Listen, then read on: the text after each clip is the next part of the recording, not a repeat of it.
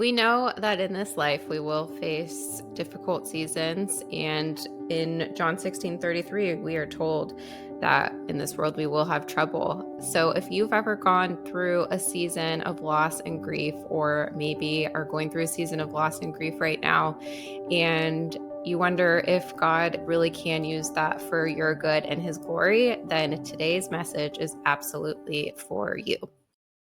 So we're going to get right into it. I'm going to start this week with our God in the grocery aisle moment for the week. And then the rest of the episode is really going to be Brianne's story. So we're just going to do my moment, and then we're going to let her get into her story. And she has something really, really great for y'all. So my God in the grocery aisle moment this week started kind of with a conversation that you and I had, Brianne, where we were talking about the podcast and talking about some different things. And one of the things that I had said is like, I guess I had just been kind of struggling with feeling equipped to be doing this, even though it's just like our little sack lunch and it is, it is what it is. I just sort of have been feeling like, am I the right person for this job? Like maybe I'm not knowledgeable enough, or maybe I'm not, I don't know, enough to be Yeah. doing this. And so you and I had that conversation, and I kind of just was sitting with it. I didn't really know what to do with it. And I had talked to our mom, Linda, who our listeners have met a couple of times now.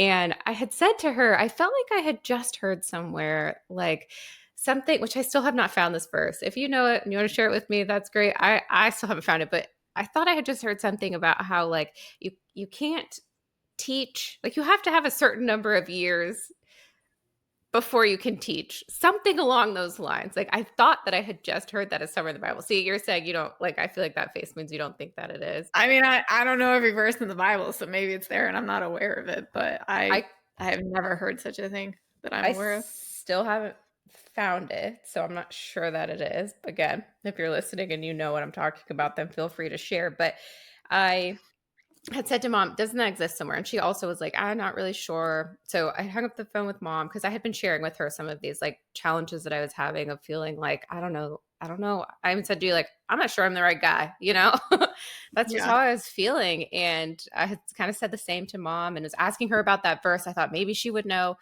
She wasn't sure. And so anyways, I had just been doing my normal Bible reading, right? And so I'm in like, I don't know, Deuteronomy. And I remembered something that I had wanted to look up, I think in Corinthians. So now I have a finger in Deuteronomy where I was doing my regular Bible reading.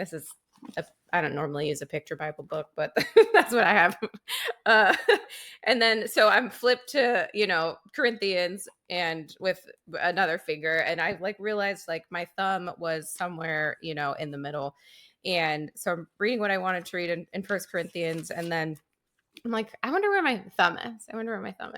And so I just flipped to my thumb, and this is just what happened. My thumb was on Jeremiah 1. And so I was like, I wonder what God has for me here. I just felt like that must be what had happened. And I start reading it, and Jeremiah 1:4 says, the word of the Lord came to me saying, before I formed you in the womb, I knew you. Before you were born, I set you apart. I appointed you as a prophet to the nations. Ah, sovereign Lord, I said, I do not know how to speak. I am only a child. But the Lord said to me, do not say I am only a child. You must go to everyone I send you to and say whatever I command you. Do not be afraid of them, for I am with you and will rescue you, declares the Lord. And I just felt like that's what I needed. I'm not saying that God told me I was a prophet. I'm not saying that he was saying anything other than I formed you in the womb. I had a calling on your life, and you don't need to be afraid that you're too young, which is ultimately what I was feeling, like not Yeah. in age, obviously, but in like time in my relationship and my walk, that those were the questions that I was having. And he just, there it was. He answered them for me.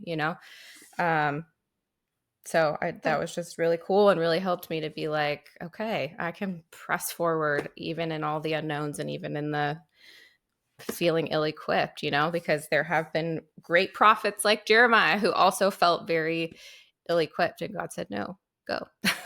So Yeah, absolutely.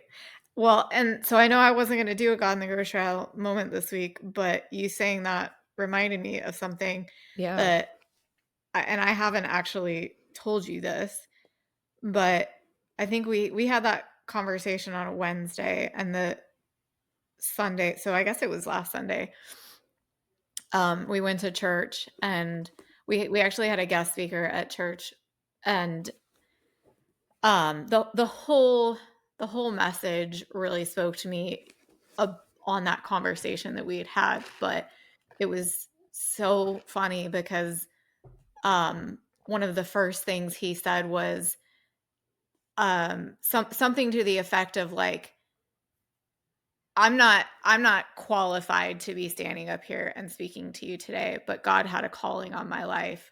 I failed out of Bible school, or like maybe it wasn't failed, I don't know, but like I dropped out of Mhm. Bible school, and yet God gave me a message to share to the world, and here I am standing before you and sharing it. And if God's given you a message to share to the world, it's your responsibility to stand up and share it too. And so for me, that was like, because after we had that conversation, then I was like, Mhm. I was never struggling with it as much as you were, but it was like a question of, okay, God, like if there's something I'm supposed to know in this, I want to be obedient to you, and I want to know the truth. And so I need you to speak to me on this. Like, am I right? Like, is this what we're supposed to be doing? Yeah. And then we went to church on Sunday, and that was like one of the first things that the speaker said. So for me, that was the confirmation that I needed to be like, no, this is the right thing. This is what we're supposed to be. I love that. I love that, like, even though I probably was the source of, like, some of your doubts or some of your feelings or whatever, like, he still came to you individually and separately from me to, like, Yeah. give you the peace and confirmation that you needed, and he individually came to me to give me the peace and confirmation that I needed, and, he's just so good in meeting us in our doubts and our questions, and, when I had Mhm. talked to our mom, she had brought up, like, Jacob wrestling with God, and she's like, "You're having this wrestling right now," but Yeah. Jacob came out on the other side reformed, and God has something in this for you, and I'm not saying all my questions and doubts and everything are, forever gone, but like it's Right. just so reassuring to know like he's always going to be right there ready to meet us with answers. Yeah, absolutely. That's crazy. Yeah, awesome. Okay, well I'm so glad that you shared that. Well, I think let's just get right into your story. You have a lot of great things to share today, so why don't you take it away? I know, there's some hard things to talk about, and we are going to be talking about some, difficult seasons that you went through, and I think you have a lot for our listeners in that. So go ahead. Yeah. Well, I just want to point out my sweatshirt today is very, I can barely read it. I don't know what the word is. It says my dog understands me. And Oh, so that's yes. what we're talking about today is my dogs. So in maybe our first episode, I don't know, one of our very first episodes, we talked about, I mentioned my dogs, and we had a little funny moment where you said something about how I acquired so many dogs, and we've Yeah. gotten a couple of comments on that. And we haven't really had an opportunity yet for me to tell the story, so today we're telling the story. Yeah. um Long time coming. long time coming. So I the story starts about uh almost 16 years ago now. Um, so Chelsea, the story actually started with Chelsea, because Chelsea one day went and just got a dog, and That's not what I thought you were going to say. Carry on. oh, well, I had always thought that I was allergic to dogs. I am allergic to dogs, but I had always thought I was allergic to all dogs Mm. and didn't think I'd ever be able to have a dog. And Chelsea went out one day and got a dog and brought it home, and it was a little cockapoo, which is a poodle mix. And I was around this dog all the time. At one point, Chelsea and the dog ended up living with me. And I discovered that I actually was not allergic to poodle breeds. At some point, I started like kind of toying around with the idea, and I was like looking at dogs online with no like serious you know, That's how it all um, begins. Sure. this is how it all begins. It always does. Just innocent looking. It's just Yeah, window shopping, really. that's right. Just taking little peeks. I was actually at our parents' house, one night, and I was looking for dogs, and I came across this posting, and I saw this dog, and I don't know why it was, like, this dog that grabbed me, other than, like, I truly believe this dog was, like, meant for me. God just had this dog for me, and it, like, looked almost the same as, like, all the siblings in all the other photos, but for some reason, it was, like, this one dog that had this marking on its Mhm. chest that I I was know the like, feeling.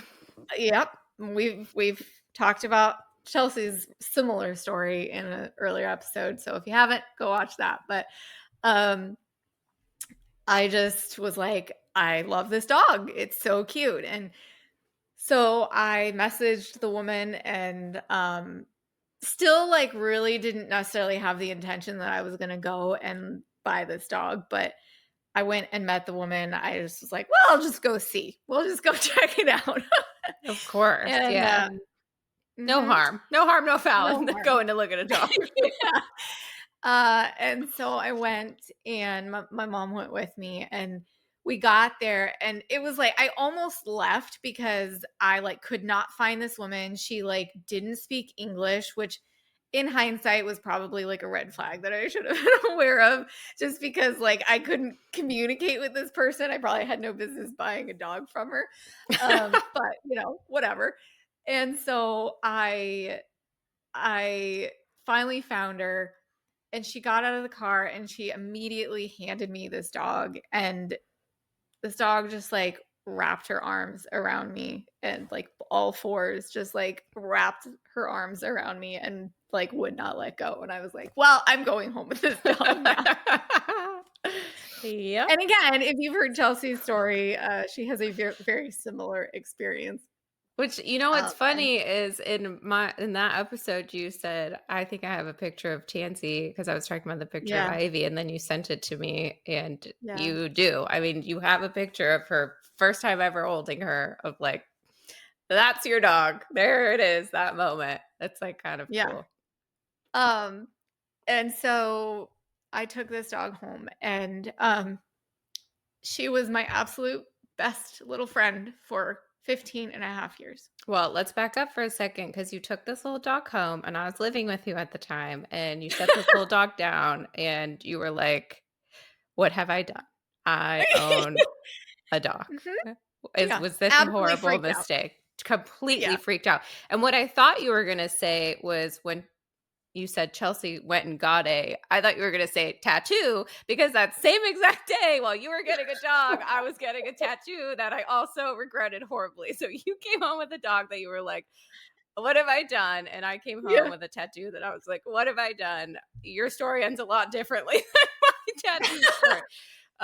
But yeah, at first you were like really scared, but so then go I ahead. I actually had forgotten about that, but yes, you're right. I remember we were literally, like, sitting in my upstairs hallway just, like, Yes. commiserating over our terrible choices. Yes, it's such a vivid memory I have. Yeah. Okay. Yeah.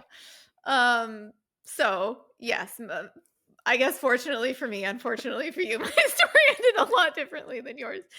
Um, but that dog, ended up being my best little friend for 15 and a half years, and, I, I just adored her to pieces, and it was just, like, that moment of seeing this picture where I was like, "I don't really know why this is the dog, I just know that this is the dog." And I still can't explain it, but in ways that my now other 2 dogs don't, that dog just, like, filled a piece of me that I needed at the time, and was Yeah. with me through some really hard things in life. Yeah. I mean, I think, people talk about like soul dogs, and there's just Yeah, like no quite like you and Tansy had such a connection. Like I have yeah, dogs and I love my dogs, and I can say it's like something a little bit different about that relation. Like that was your like soul dog in the way people yeah, use that term. yeah, yeah, she absolutely was. And so we had kids when she was, like, 9, and at that point she kind of started to deteriorate health wise. But it was like we had our first, and 15 months later we had our second, and it was just like, we're paying attention to the kids and trying to like wrangle two under two, and it was just chaos in the home all the time. And it was like we kept up with her health issues as best as we could, but there was also some things that I think we didn't catch as soon as we could have because of all the other stuff going on in our life. And so anyway, her health just really started taking a turn for the worse a couple of years ago. And at that point, I just really started struggling with this because, it's obviously an inevitability that I'm going to lose my dog, and that was just gut wrenching to me. And I knew it was going to happen. Like there's no other way around it, but it just was heartbreaking. And the thought of facing that was just so hard for me. And so I kind of started toying with the idea, and I think that was maybe actually around the same time that you lost Millie and ended up getting Ivy, and so it was like you had, like, recently got a new dog, and so now It I was. like, the idea was, like, kind of in my brain, or you were looking maybe, and the Yeah. idea was kind of in my brain of, like, maybe I could get another dog. Yeah, that's right. Same as the first one, it was like, "Ah, I'm not really gonna do it, but there's no Yeah. harm in window You're shopping." just sending me little Instagram videos innocently of dogs. Yeah. No serious commitment. No serious commitment, yeah. And so at some point I found this dog and I was like, "Oh, I really like this dog. It's super cute." And I messaged the person, and the response was like, "Oh, I literally just an hour ago had someone adopt her." And so I was like, "Okay, well, like that's got to be my answer, right? Like I'm not supposed to have Mhm. another dog." And I was like really upset about this, and I just like could not get it out of my brain. And so I tried really hard. Like I stopped looking at dogs. I like just wrote it off and was like, "Yeah, and I'd always said we're not getting another dog until I don't actually know if I said my dog's name, but my dog's name was Tansy. And I had always said I'm not getting another dog until Tansy passes because she's always been an only dog. Her and I have this connection with one another, and I just, especially with the health issues that she has now, like I just didn't feel like it was the fair thing to her to bring another dog into the home.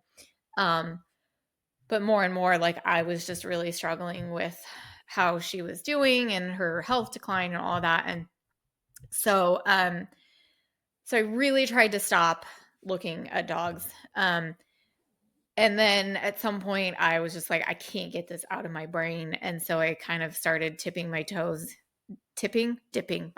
back into that water.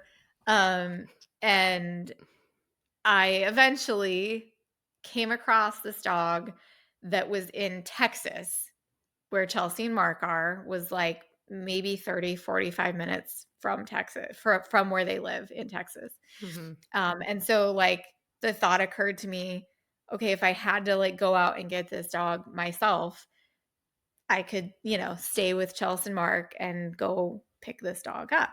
And so that was kind of like how the snowball started.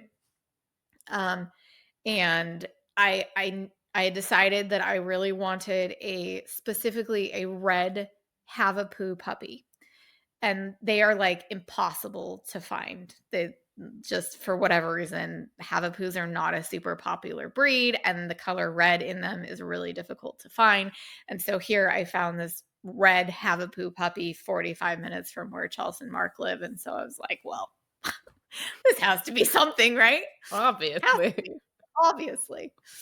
And I say that like flippantly, but I really do think that it was. And so that kind of got the snowball going. And long story short, we did end up getting that red Havapoo puppy, and her name is Maggie. Um, and so the story continues. So now we have 2 dogs if you're counting. I think it's also important to say that there's a reason why you chose that breed specifically, and I think you need to share what that reason is. Yes. Okay. So, yes, I specifically chose Havapoo. I decided I wanted a Havapoo because I had done research, and upon my research, I had found, and I don't know if they were lying to me or You had been promised. I had been promised that they are very calm breeds and that they called them Velcro dogs because they just like want to be lap dogs and they just want to like hang Mm. out with you and sit with you. Well, somebody lied. Or I just got the, like, anomaly of the Havapoo breed, I don't know which, Yeah. but Maggie was none of those things. She actually I will say now that she's a little older, she is very much a Velcro dog, she loves to sit in my lap and she follows me everywhere, but the calm part of it was never and is not true in any way, shape, or form.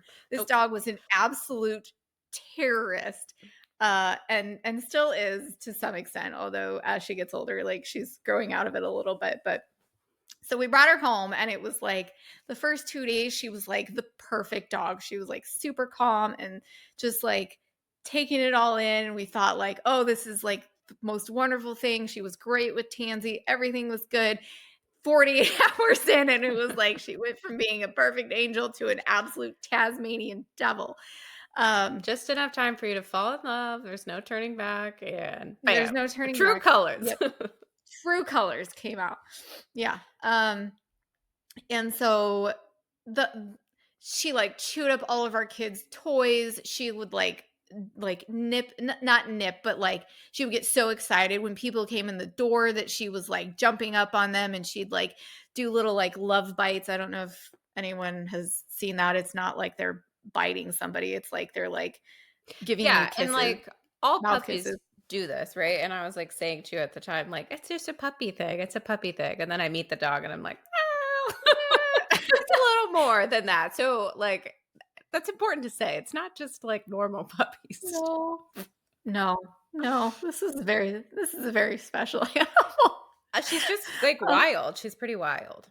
yeah, she's really wild. And we say she should have been a ratting dog because she has literally like caught birds out of Mhm. the air and like killed them and then brought their carcasses in the house to like And she's, like, give this us big. sweet little love gifts.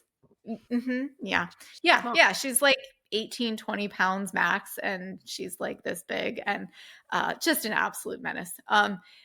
So, at this point, I think our kids are like okay, so that was we've had her a little over 2 years now. So our kids were like what 3 and 4-ish. Mhm. And so, like they're still really young. They still require a lot of attention and effort and like all of those things. And now we've got a geriatric dog that's like barely walking, and then we throw this puppy into the mix that's just like an absolute terrorist.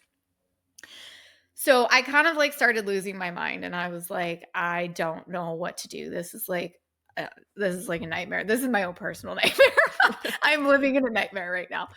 And yet like I had this thing in the back of my mind of like I know God like brought me to her. Like it was just like everything was so coincidental and everything just like lined up and it just worked out. And I know that one of the things I forgot to mention was she was 12 or 13 weeks old when we found her, which is like pretty unusual for a puppy.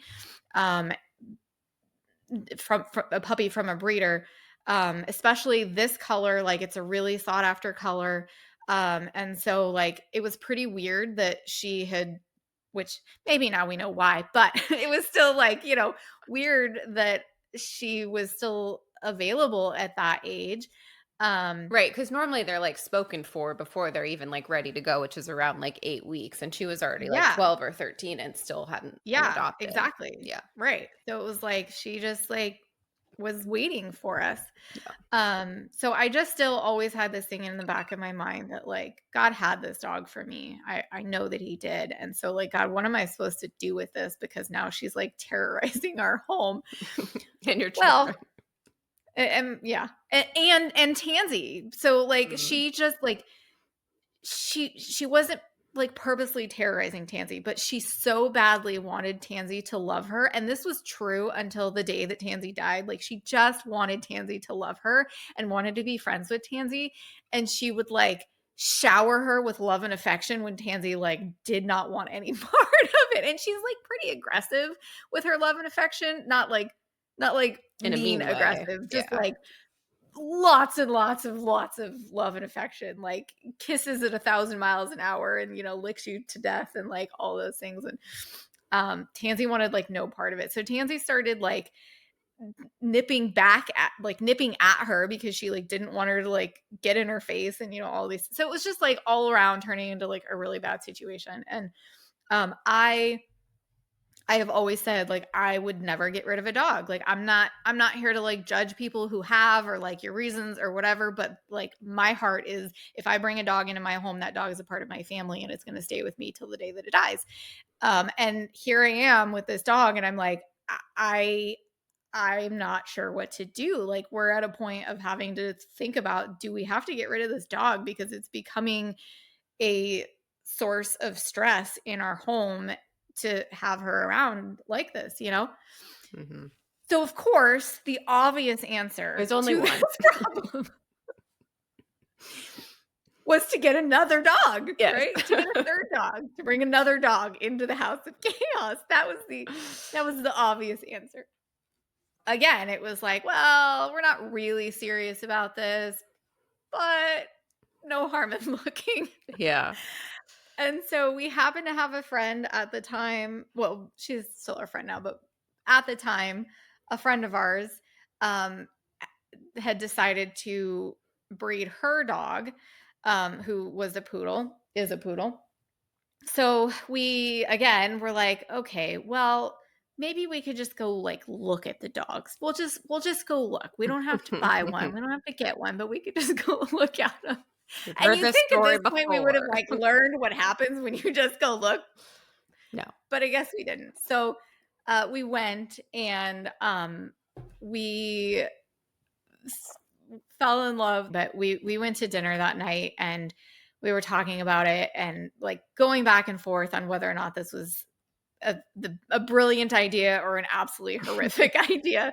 And Go we either kind way. of decided like I don't remember exactly the words that he used, but Jared was like, well, I think that where we're at is like the answer is probably no. Like we probably shouldn't do this, right? And I just remember like my heart just sank and feeling like I feel like I have my answer because of how devastated I feel that the answer might be no. Yeah. Mhm. And so he was like, "Well, I see your face and I see that maybe the answer is actually yes, even though like on paper this sounds like the worst idea anyone's ever had." I feel like maybe the answer is yes just because of like the look I see on your face. And so in that moment we were just like, "Yeah, okay, let's try this." And I don't know what we're going to do if this goes south. Maybe we're going to be getting rid of two dogs instead of one, but I feel like we have to try this. And we brought her home. And so her name is Matilda, Tilly for short. Mhm. And we brought her home, and immediately the two of them just like were like BFFs, best friends. Maggie and Tilly. And Maggie and Tilly, yeah. And while Maggie is still a menace, it absolutely like we lucked out so hard. And Yeah. I actually like, I don't really believe it was luck. Like I really believe that God's hand was in it. And Tilly was always supposed to be our dog. In fact, when we went and picked her up, Jared walked out into the puppies were all out in the backyard, and Jared walked out into the backyard. And Tilly immediately ran up to him and peed all over the concrete, and our friend was like, "I've never seen her do that Aw. before. I have no idea, like, how she even knows who you are," but she just knew. She knew she belonged to us. It was Aw, she's crazy. like, "This is my home." She was marking the Yeah, spot. yeah. Exactly. And so it really did make a huge difference with Maggie. Like, she was still a menace and she still is a menace, but it really did help her be able to like get enough energy out that it calmed her down a little bit and gave her the friend that she was looking for, that Tansy was never going to be. And so it's just like she was always meant to be ours. Maggie was always meant to be ours.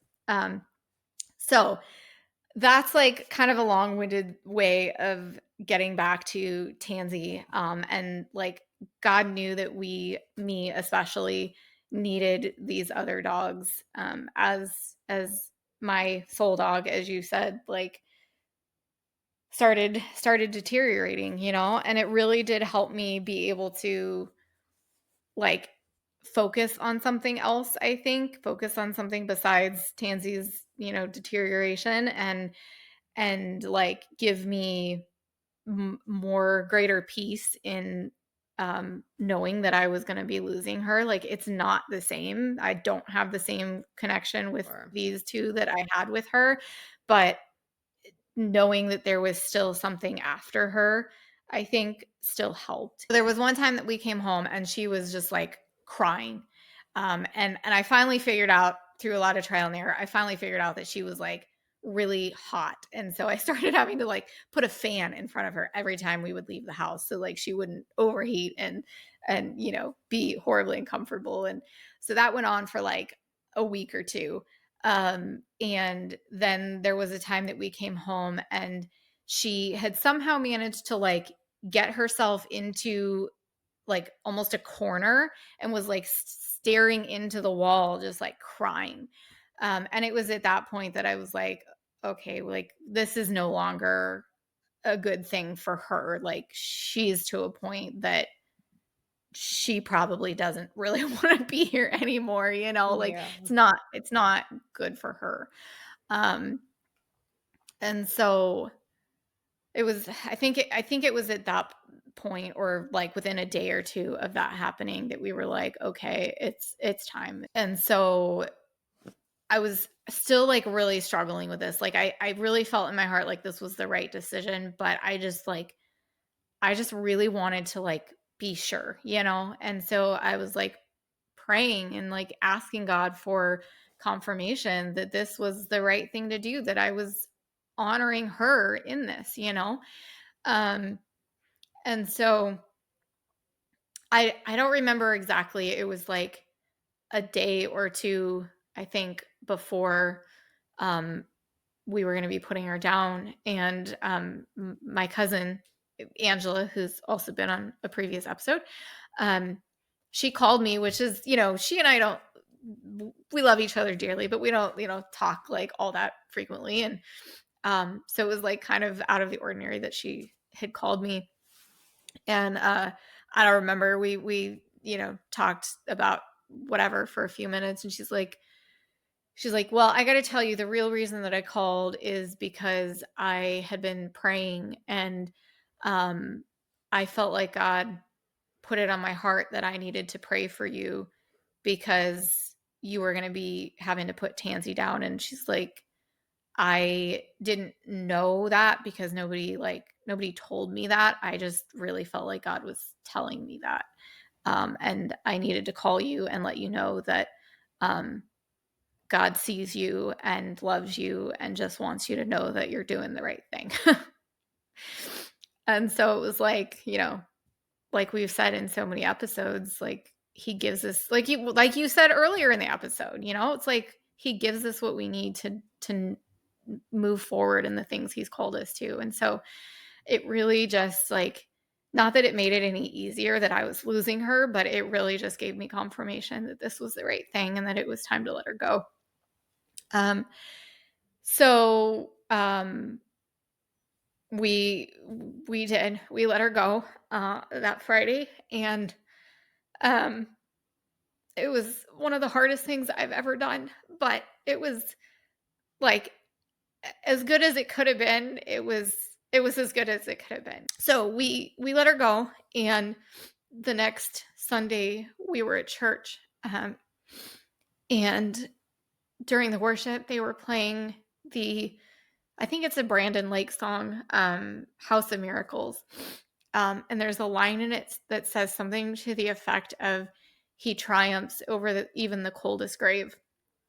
And it's funny because in the episode that we did of Millie, there's a part where I think you talk about, or maybe you've just told me, I can't remember for sure if it's in that episode, but It's there's a not in part the where you talk about, episode. okay. Well, part of your story with Millie is about a worship song in church after Millie passed. Yeah. And so, I for a really long time prior to this happening, you and I grew up in a Christian home. I've been a Christian for as long as I can remember. I've believed in Jesus for as long as I can remember, and I've so I know what he did for me, and I'm grateful for it, and I realize that I'm a sinner and I need a savior and all of those things. But I think because I don't have this testimony of like, oh, he brought me out of this like deep dark hole, in some ways it's been harder for me to connect to this idea of like his immense deep love for us, and like the magnitude of the um the sacrifice that he made. And so there's this worship song, and it says, he triumphs over the even the coldest grave. And in that moment, like, I really felt like God spoke to me about like, this is what you've been looking for. Like, this is what it means, that the sacrifice that I made, like, no matter how um no matter how much we no matter how great our relationship with him is on this earth, no matter how much we experience him on this earth, um, this is still a fallen world, and we're still going to experience struggle. We're still going to have doubt. We're still going to have tragedy. There's still going to be hard things in this life. There's still going to be things that are unfair, or, that like our dogs are still going to die. Like, that's just a reality of the world that we live in. Mhm. And so I just had this moment of like realizing that's what it means, that like someday we get to go to a place where we don't have to experience those things anymore, that we don't have to have this pain and this suffering anymore. For me, that was just like this moment of realizing how deep his love is for us, that he sees us in these things, that he, with his immense attention to detail, he weaved, these stories of Maggie and Tilly and Tansy, and then allowed me to experience his love in a way that I don't know that I ever really had before, um, in that one moment, and or at least connecting with it in a way that I really hadn't before.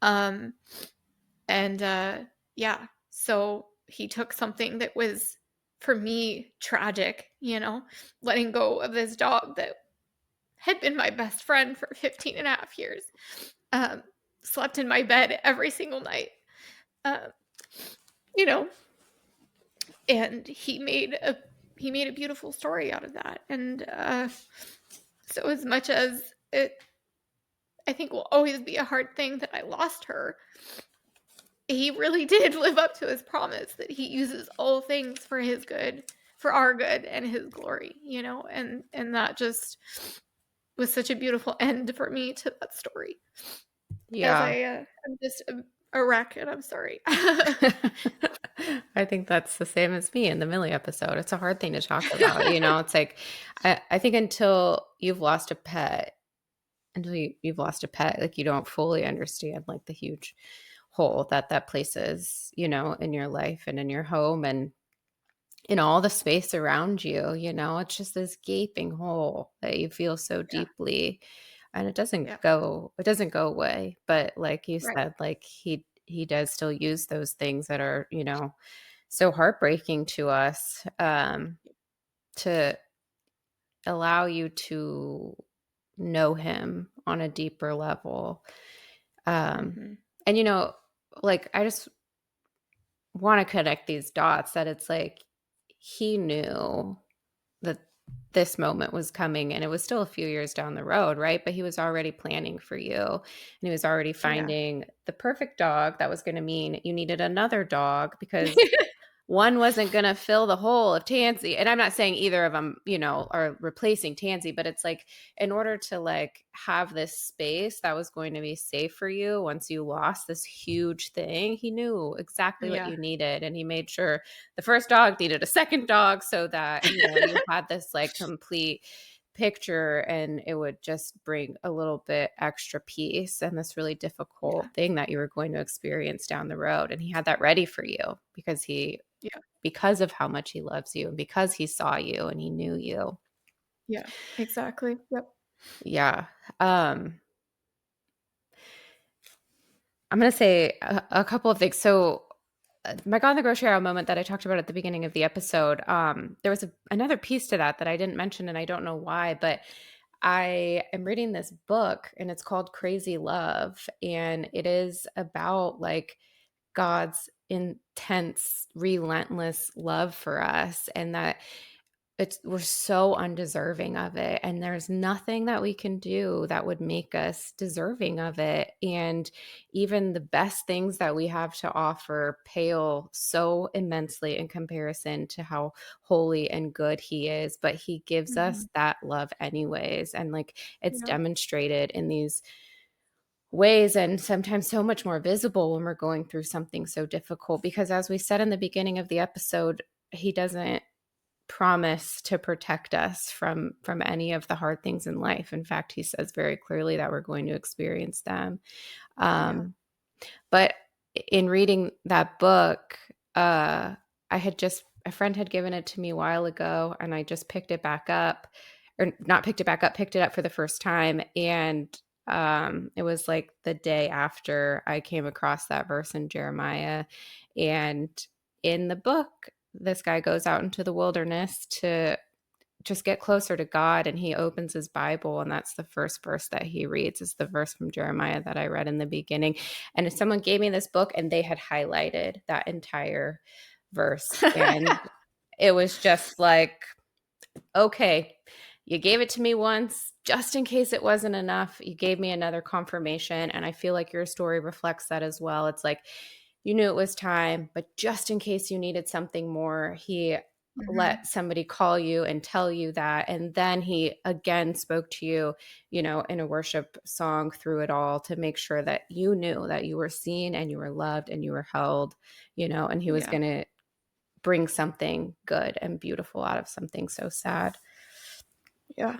Absolutely. So we talked about John 16:33 in the very beginning of the episode, and I want to bring that full circle and read the whole verse now, because it says, I have told you these things so that in me you may have peace. In this world you will have trouble, but take heart, I have overcome the world. And so he does promise that he's going to give us peace, and that he's already overcome all of this through the sacrifice of Jesus Christ on the cross and his resurrection. And Mhm. that's what he ultimately revealed to you, is Yeah. Exactly. how that is how it's so big, and he Yeah. let you have a Like, little bit this of it. is what that means, that someday we don't have to Yes. experience this kind of tragedy and loss and grief, because someday we'll be in a place where it doesn't exist Yes. because of him, Yes.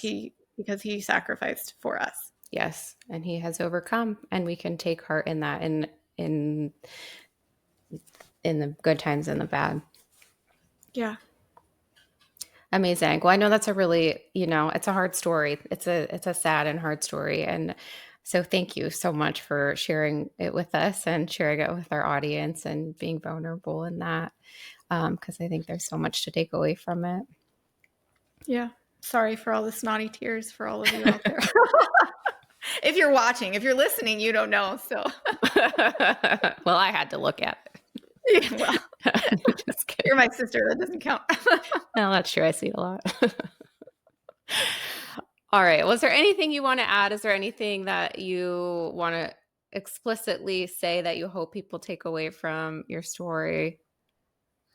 I think the thing that I hope people take away from the story is just like you said, that God really does. He promises that he's going to use all things, and he really does. And he has overcome the world, and that there's so much depth to that.